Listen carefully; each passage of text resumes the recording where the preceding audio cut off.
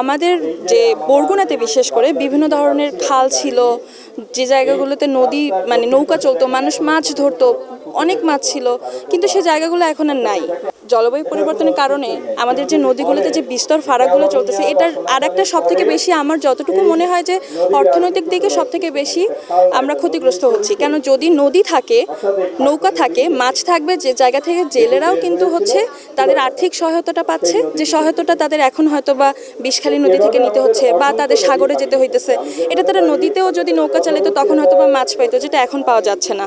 আর ময়লার কারণে, পলিথিনের কারণে এইটা আর এখন আর হচ্ছে না। সেই জায়গা থেকে এটা সত্যিই খুব ব্যতিক্রমী একটি অনুষ্ঠান। সচেতন করার জন্য এবং নদীর যে অববাহিকা, নদীর গল্প, নদীকে কেন্দ্র করে যে জীবিকা এবং এই যে পরিবেশ পরিবর্তন, জলবায়ু পরিবর্তনের জন্য আমরা যে নদীর যে খরস্রোতা পরিবর্তন হচ্ছে, নদীর এই যে পরিবর্তনের জন্য বন্যা হচ্ছে এবং নানান যে ব্যাধিগুলো আমরা ফেস করছি, এর জন্য নতুন প্রজন্মকে নদীর গল্প শোনানো।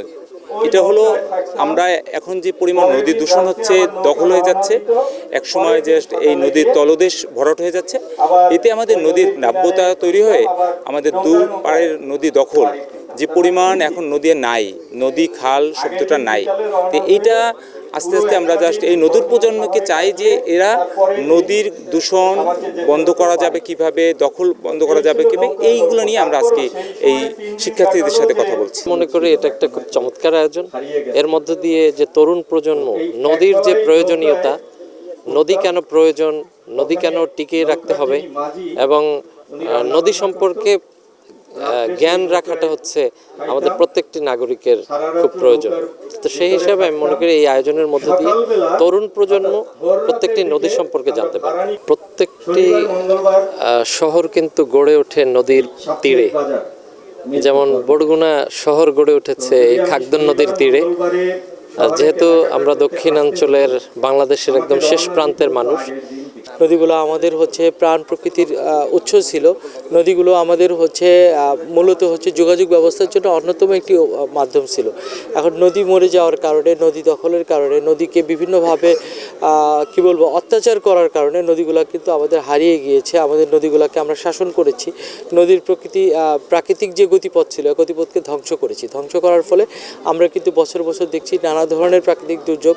আমরা দেখছি বন্যায় আমাদের যেসব জায়গায় কখনো বন্যা হওয়ার রেকর্ড নেই, সেই জায়গাগুলো কিন্তু বন্যায় দীর্ঘদিন যাবৎ মানুষ কষ্ট করে। তো আমরা মনে করি যে আজকের এই নদীর গল্প শোনার মাধ্যমে যদি নতুন প্রজন্ম জানে যে তাদের নদীগুলো কী কারণে ব্যবহার হচ্ছিল, কী কারণে এই নদীগুলো আমরা হারিয়েছি, কারা এই নদীগুলোকে গ্রাস করেছে, তাদের বিরুদ্ধে যদি একটি জনসচেতনতা গড়ে ওঠে, সরকারের পক্ষে, রাষ্ট্রের পক্ষে একটি সুবিধা মানে একটি জনমত গড়ে ওঠে, তাহলে কিন্তু রাষ্ট্রের জন্য সহজ হবে যে নদীকে যারা গ্রাস করেছে, নদীকে যারা কালো থাবায় বিষাক্ত করেছে, সেই নদীগুলোকে আমরা উদ্ধার করতে পারবো, নদীপথগুলোকে আমরা ব্যবহার করতে পারবো। শুধু নদী না, আমরা প্রাণ প্রকৃতিকে যেন ভালোবাসি, প্রাণ প্রকৃতির জন্য যে আমাদের একটি দরদ আছে, এই দরদটা প্রকাশেরই আজকের এই বহিঃপ্রকাশ।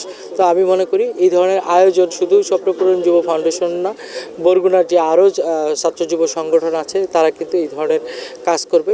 সেক্ষেত্রে রাষ্ট্রের পক্ষ থেকে, সরকারের পক্ষ থেকে যে পৃষ্ঠপোষকতা কিংবা তাদেরকে উৎসাহ দেওয়ার কাজ করার প্রয়োজন, সেটা আমাদের পক্ষ থেকে থাকবে।